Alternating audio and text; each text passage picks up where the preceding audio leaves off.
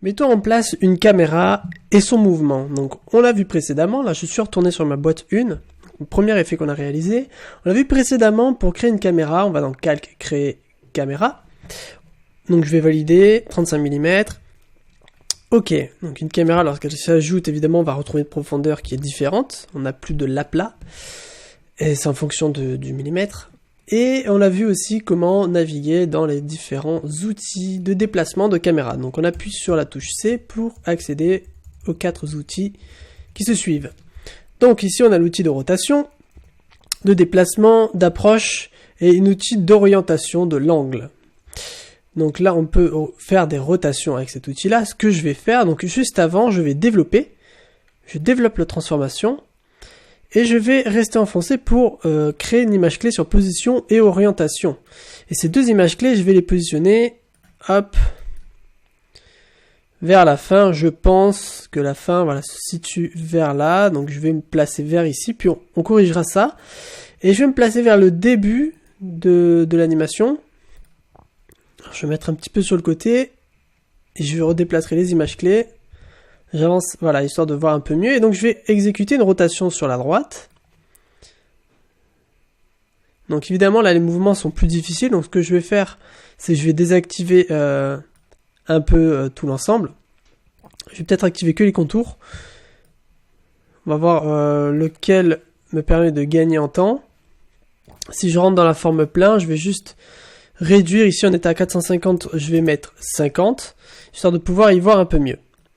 Donc je vais me mettre de côté comme ça, carrément sur la tranche. Je vais utiliser l'outil ici d'approche, vous voyez, hop, cet outil-là. Et je vais glisser vers le haut pour pouvoir rentrer un peu dans le cœur de l'effet. Et donc je vais développer et je vais créer ici, donc automatiquement mes déplacements ont réalisé l'image clé, puisque j'ai fait des déplacements. Et dans l'orientation, je vais pouvoir moi-même orienter, donc je vais un peu incliné, vous voyez, sur ces trois valeurs. Je vais incliner un petit peu, je vais mettre 350 degrés, je pense que ça sera assez sympa. Et je vais déplacer un petit peu cet ensemble, de manière à pouvoir y voir un petit peu.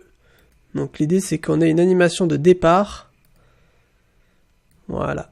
Je vais glisser ça vers là, et on va ici réaliser un lissage de vitesse sur ces deux images.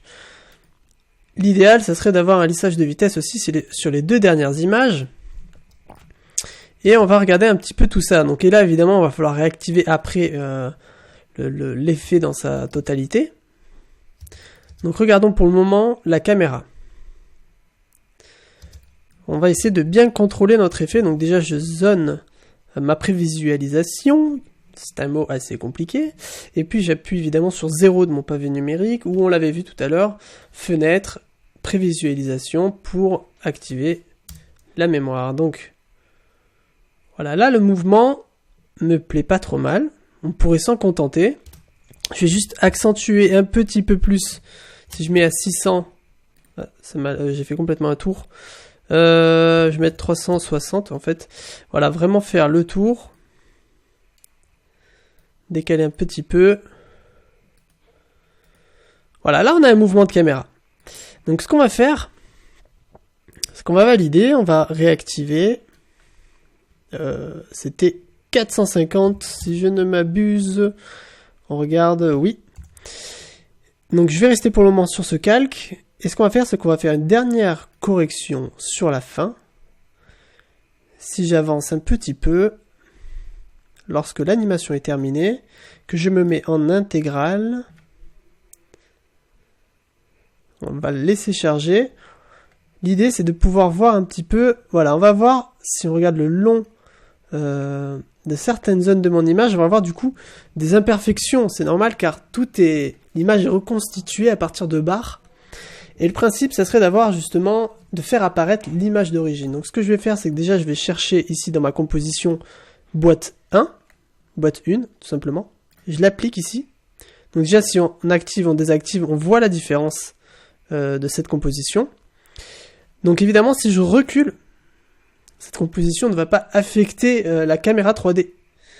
Si j'active tout simplement, on ne verra plus. Donc ce que je vais faire, c'est qu'on va switcher entre options et mode pour activer ici la vue caméra 3D. Donc je vais reculer un petit peu. Et vous voyez que là, du coup, si j'avance, on va retrouver évidemment le bon angle. Donc le principe, je vais désactiver, c'est de faire un fondu sur tout ça. Donc je vais ici appuyer sur le T de mon clavier. Donc T pour faire apparaître la valeur d'opacité. Donc si vous n'aimez pas le raccourci, ça se passe ici dans les transformations, vous avez l'opacité juste en bas. Et donc on va créer une image clé pour la valeur de 100. Je recule et j'appuie sur 0. Donc je réactive ce calque pour qu'on y voit un peu mieux. Le principe, c'est de ne pas écraser l'effet qu'on a donné, mais de pouvoir passer par-dessus avec notre photo. Et évidemment, je lisse toujours mes images clés un minimum. Là, je peux couper pour savoir à quel moment cette composition démarre. Et au moins, on aura une photo qui sera totalement nette à la fin de son apparition. Donc on va créer une dernière mouvement de caméra. Donc j'appuie sur U pour afficher les images clés de ma caméra. Je vais y arriver. Et j'appuie donc sur C de mon clavier pour trouver mon outil d'approche. Et je vais faire un zoom assez général pour pouvoir... Juste pour en finir avec cette phase, sur notre boîte 1, ici, souvenez-vous, on l'a rajouté juste avant, pour pouvoir mettre par-dessus l'image d'origine, sans qu'elle soit découpée en ligne par notre effet de forme. Le truc, c'est que une fois qu'on aura affiché cette image à 100%, en arrière-plan, on va avoir encore le plugin qui va travailler, et ça serait dommage parce que du coup, on va perdre du temps de calcul, et on va saturer la mémoire pour rien. Donc ça serait bien, directement, de se dire que, ici, là, je me place sur l'image clé qui est définie à 100% d'opacité, donc c'est à ce moment-là dans la composition où notre image est par-dessus, et remplace tout ce qu'il y a derrière. Donc à ce moment-là, je peux aller sélectionner mes 4 calques de forme, donc de plugin forme, excusez-moi, je ne vais pas m'en mêler, ou vous en mêler à vous. Donc je me place ici, et tout simplement, je vais dire ici de couper. Donc pour couper, je vais juste enclencher un raccourci, donc Pomme Shift D, ou alors CTRL Shift D sur Windows. Une fois qu'on a fait ça, je supprime, et voilà, au moins, derrière, on va pouvoir calculer, et vous voyez que ça va m'éviter de calculer bêtement mon image. Et d'ailleurs, je me rends compte, j'aurais pu éviter de calculer ma caméra comme ça juste avant. Mais au moins, justement, ça sera un bon exemple.